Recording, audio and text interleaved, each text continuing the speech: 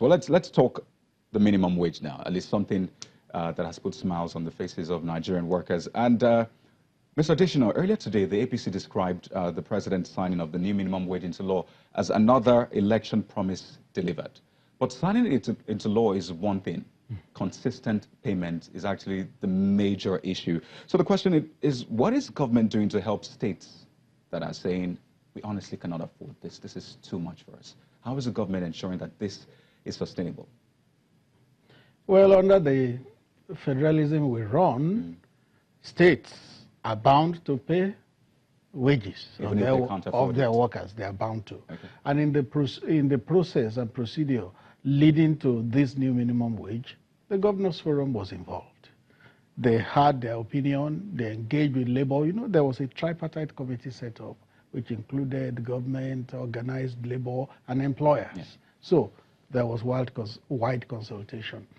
In the processes leading to this new minimum wage, it's not as if the red flags didn't go up. The red flags went up because even the federal government itself knew that paying it would be tough. The president usually referred to a story in Hausa folklore of a mad woman who went into the forest to gather sticks for firewood. After she gathered a huge pile, she wanted to lift it to her head. She couldn't lift it because of the weight. And you know what she did next? She began to gather more. And what it meant was that even the extant minimum wage was difficult to pay, not to talk of increasing it. But he said, nevertheless, he was committed to a new minimum wage for Nigerians. I recall that when this administration came in 2015, there was a recommendation that if there was any time to cut the strength of the federal civil service by half, that was the time. And I recall the president saying that as far as he was concerned, no single person would lose his job. So it was tough paying that existing minimum wage. Now it's going to be a lot tougher.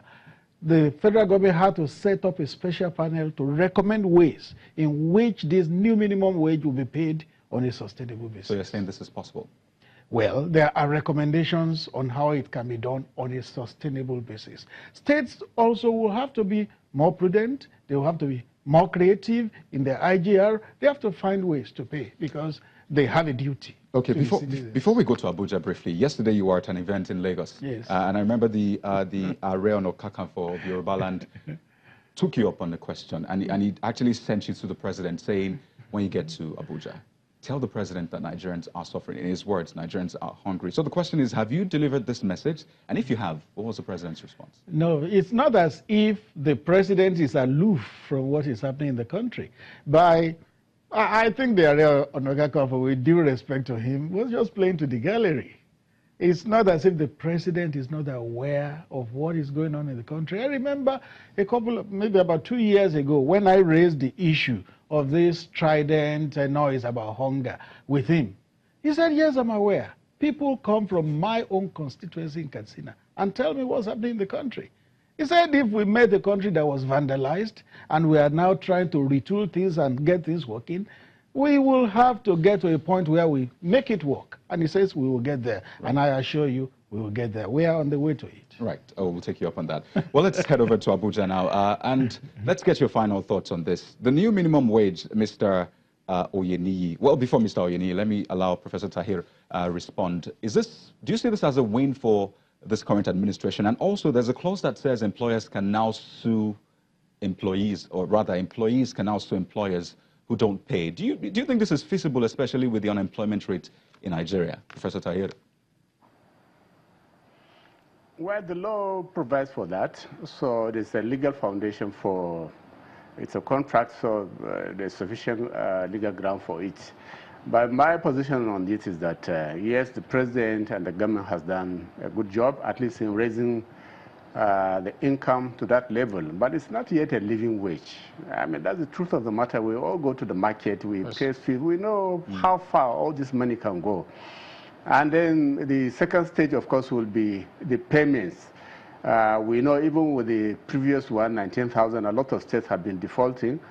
And not really for lack of money. I don't believe that the states don't have enough to pay. They just have to be creative and avoid waste. There's so much waste and stealing going out there. Okay. And that is really the reason why we're not able to pay our workers and staff, Professor Tahir, sufficient living wage.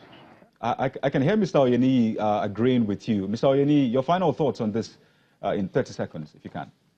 On the minimum, okay. Actually, it's a good thing, but like Prof said, it is not yet a living wage. It's not yet a living wage. The problem, we are going to encounter problem on this 30,000 naira minimum wage. We have been having, even when it was 18,000, we have some states who couldn't pay. So now, the issue now is that it's not 30,000. My brother there, Adeshina, said something about the tripartite committee. Yeah. Tripartite committee will not come and pay this 30,000. Right. Some governors will still not pay. So it is a good thing.